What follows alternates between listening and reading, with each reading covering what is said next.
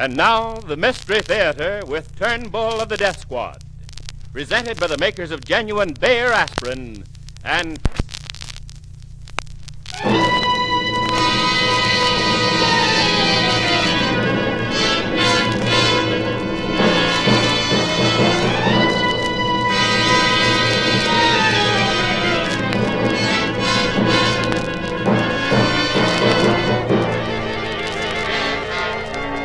Welcome to the Mystery Theater, presenting the exploits of the famous Death Squad, implacable manhunters of the Metropolitan Police.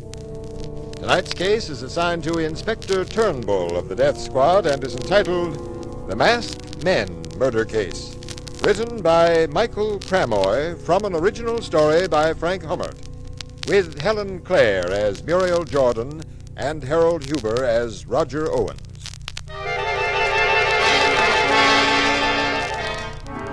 Now, Act 1 of the Mystery Theater, presenting Inspector Turnbull of the Death Squad in The Masked Men Murder Case. As the curtain rises, our stage is set in one of Midtown Manhattan's smart, exclusive nightclubs. It is nearly midnight, and a man is sitting at a ringside table with a beautiful girl who is saying...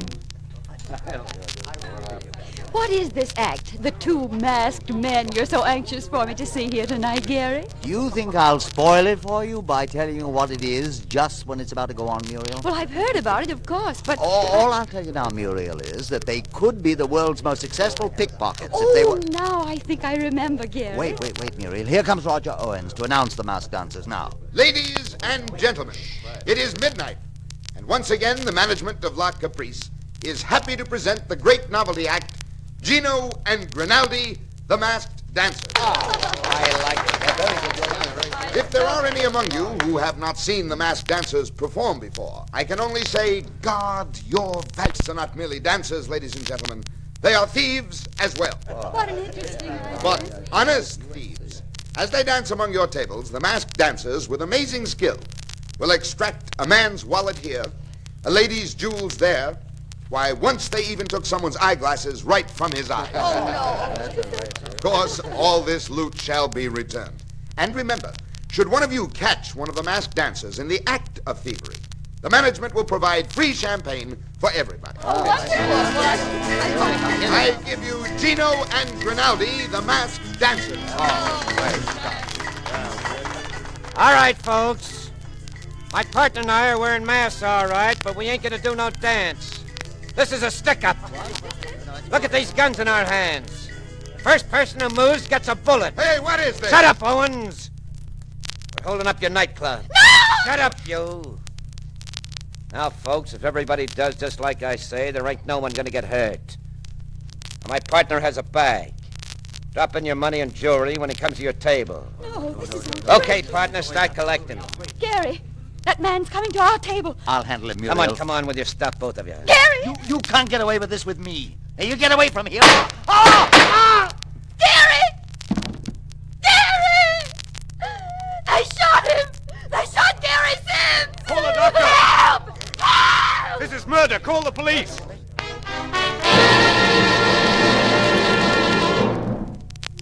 Yes, what was to have been the dance of the masked men had become a dance of death. The masked men gone, a dead man on the floor. And now we find a tall man with eyes of steel. He is the dreaded Inspector Turnbull of the Death Squad, with his assistant detective Sam Cook. And the inspector is saying... I'm Inspector Turnbull of the Death Squad, Office of Criminal Investigation. Where's the owner of this place? I'm Roger Owens. I'm the owner of this nightclub. Oh, yes, Roger Owens. Well, what happened to the people who were here when the murder was committed? I guess I forgot to tell them to stay in the confusion. This is a terrible thing, Inspector. It's terrible. What's the name of the murdered man? Sims, Gary Sims. You went through his pockets for identification? No, I didn't touch the body. Then how do you know the victim's name? He was fond of coming here to watch the masked dancers. I know all of my regular patrons by name. I see. Besides, he was here tonight with my wife's best friend, Muriel Jordan. Tell me, Mr. Owens, exactly where were you when the shooting took place? Why, I was over there, to the left of the bandstand. I had just finished announcing the masked dancers. It was dark? Yes, we dim the house lights when the masked dancers are on. And so no one could clearly see you when the shots were fired? See here, Inspector Turnbull, what are you insinuating? I'm insinuating nothing, Owens. I'm only wondering if the holdup of your customers could have been a blind. A blind? A blind for what? For premeditated murder. But I don't say that someone wanted to murder Gary Sims and used the holdup device as a cover-up, but the idea has interesting possibilities. It's fantastic. No more fantastic, Mr. Owens, than that two masked men should take a fortune in money and jewels at gunpoint and run off without taking any of it. Well, And now I want to speak to the girl who was here with the dead man tonight, Muriel Jordan. Where is she? She was so unnerved by the shooting, I sent her into the office to lie down. Bring this Muriel Jordan in. Here I am, Inspector. I couldn't bear to stay alone any longer. My nerves. I understand, Miss Jordan. How long have you known Gary Sims? A little over a week. We met at the cocktail party. I saw quite a bit of him the last few days. Romance, Miss Jordan? No. We simply went places together. Mm-hmm. What do you know of Sims' background? Why, nothing beyond the fact that he was a good dancer. He knew a great many people. What sort of people? Why, all sorts. Really, Inspector Turnbull, I fail to see why this is necessary. After all, Gary was shot in the course of an unsuccessful Miss holdup. Jordan, I am conducting this investigation. Sam, Detective Cook. Did you call, Inspector? Sam, I'm going to look through the murdered man Gary Sims' pockets now. Right, Inspector. Let's see. The usual things and $60 in cash, 5s and 10s. Anything else? Let's see what's in this other pocket. Another bulky envelope. Well, Find something, Inspector? yes, Sam, look at this. $20 bills. Wow. There's a fortune in government greenery here. There must be at least $10,000 in this envelope. $10,000? Inspector! But why do you suppose Gary Sims was carrying that much money with him? I don't know yet, Miss Jordan. Sam, each of these bills are the same serial number. What? The money's phony? Yes, $10,000 in counterfeit money on this dead man. I don't believe it. I'm sure Gary wasn't A criminal, Miss Jordan? Let me see your handbag. my handbag. That's right, Miss Jordan, if you don't mind. But I do mind. I resent being regarded as if I were a criminal. Listen, Muriel Jordan, give me that handbag or I'll begin to think you're guilty of something. Guilty? Of shooting Gary, you mean? Inspector, several hundred people saw one of the masked men do the shooting. Perhaps, Miss Jordan, they merely thought they saw the masked man shoot Sims. I don't understand. And there's a further possibility, Miss Jordan, a possibility that I was discussing with Mr. Owens here. You mean your theory that the holdup could have been just a blind for murder? I still say it's fantastic, Inspector. And I still say, Mr. Owens, that it is even more fantastic that the hold-up men were so quick-triggered when a moment's restraint would have let them get away with a fortune in cash and jewels. Instead, they shot and fled with no loot at all. But why would the masked men deliberately single out Gary Sims to be shot? I don't know yet. All I say so far is that it is entirely possible, Miss Jordan, that the masked men were hired gunmen, under orders to kill Sims with the hold-up, as I said, a mere blind, a method of leaving the police with an unsolved murder on their hands. And you think that I don't think anything yet. Now, your handbag, Miss Jordan? Here. You won't find anything. Maybe not, but I'm looking anyway. Lipstick, powder puff. Inspector, are there any? No, Sam. No 20s. No counterfeit money at all. So sorry to disappoint you. Sam, put a check through the Criminal Records Bureau. I would like to see who has and who has not a criminal record. Yeah, Inspector. What names do you want checked? Gary Sims, for one. Right. Roger Owens. Me? Say, look here, Inspector And Turnbull. Muriel Jordan. How dare Get you? their fingerprints and check those too, Sam. Yes, sir. And report to me backstage. Now, I want to see the dressing room occupied by those masked dancers. Take me there, Owens.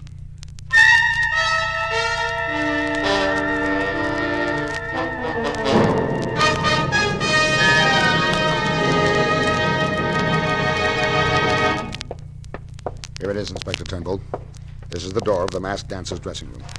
You say you looked through this dressing room shortly after the shooting, Owens? Yes. Gino and Grinaldi, the masked dancers, were gone. Now, let me ask you this, Owens. Were the two masked men who came out onto your dance floor tonight the real masked dancers or were they imposters? Well, they surely looked like Gino and Grinaldi. But were they the masked dancers or imposters, Owens? I am inclined to believe that the men who staged the holdup and shooting were the real masked dancers. Mm-hmm. And what is your opinion, Miss Jordan? I can't venture an opinion. Can't, Miss Jordan, or won't? Never mind. Now, let's see what there is to see inside this dressing room. There. As I told you, Inspector, it's empty. There isn't a sign of Gino and Grinaldi. No, apparently not. Where does that door lead to, Owens? That? Well, that's just an unused storage closet, Inspector. You see, this club is located in what used to be a mansion. There are lots of closets we have no use for, so we just keep them locked. Open it, please. Open it? Why, I haven't any key. I doubt if there even is a key to that door. Yes, there is, Roger, dear. I'm sure I have the key you want right here. Linda, what are you doing here? I heard about the trouble tonight, dear. I came down to see if I could be of any help. And who are you? This is my wife, Inspector Turnbull. Oh, how do you do? How do you do? You say you have a key to this door, Mrs. Owens. Why, yes. When Roger took over this club, he gave me a complete set to take care of for him. Fortunate that you happen to have them with you. Oh, but I always carry them in my bag, Inspector. You see, I'd misplace them if I didn't. I'll try this one. Well, the very first one I tried. Now, that's a coincidence, isn't it? If that's what you call it. There's someone in there. Why, it's... Yes, the masked dancers. Are they dead? No, Miss Jordan, only bound and gagged. Come on, Owens, help me cut these ropes. It is glad I am to be rescued. Thank you, thank you. How is Grinaldi? He seems to be drugged. Drugged? Oh, but of course, the coffee. I began to feel the sleep arrive right after we drink the coffee. Then when we awaken, we are bound and gagged in the closet. Where did you get this coffee? Answer quick. I'm Inspector Turnbull. But it was brought by the waiter, George. Like every night. Tell me, Inspector, what is the meaning of this? It was the first step in a series of events that led to a man's murder. Murder? Someone has committed murder? Someone most certainly has. The same someone who drugged our coffee? It looks that way. Inspector Turnbull. Yes, Detective Cook? The Records Bureau gave me a line on the murdered man, Gary Sims. He has a criminal record? No, sir, just the other way around. What? Sims wasn't a criminal, Inspector. He was a Scotland Yard man. What's that? Gary never told me he was connected with Scotland Yard. He wouldn't. Detective Cook, find me a waiter named George. George? Well, he's right here, Inspector. He showed me how to get back here. Oh, good. You want me, Inspector? Gino, is this the man who brought you and your partner the coffee earlier tonight? See, that is him. He brings it every night, Inspector. George, while you were carrying the coffee from the kitchen to the dressing room, did you stop and talk to anyone on the way? Why, yes, sir. The lady who said she was ill. What's that? I met her in the hall, Inspector. She was standing there holding onto a table, like she was ill. Go on. I put down the coffee pot on the table and helped her. Then what happened? Well, after a moment or so, Inspector, she said she was all right and walked away. The lady did seem to recover awfully fast, sir. Would you recognize her if you saw her again, George? Oh, but of course, Inspector. That's her standing there. Oh, he's lying! Lying! Someone is lying, Miss Jordan. And I'm going to find out who.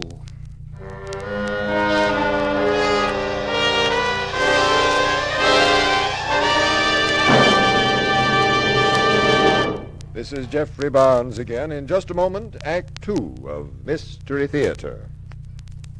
Now a word from Ford Bond. Next time you want relief from an ordinary headache, neuritic or neuralgic pain, remember that one thing you can take with complete confidence is genuine Bayer aspirin. You can take it confident of amazingly fast relief, for Bayer aspirin is actually ready to go to work in 2 seconds. And you can take it confident of really dependable relief, for no other pain reliever can match its record of use by millions of normal people without ill effect. Don't ever forget this unmatched record. It's important, because it means you can take Bayer aspirin sure in the knowledge that it will bring you the gentle relief that's important to your health. So don't experiment with drugs that have not been proved by years of successful use. For the two most important kinds of relief, fast relief and dependable relief, do as millions do. Be sure with Bayer aspirin. When you buy, ask for it by its full name, Bayer aspirin, not just for aspirin alone. Get the 100-tablet bottle, and you get Bayer aspirin tablets for less than a penny apiece.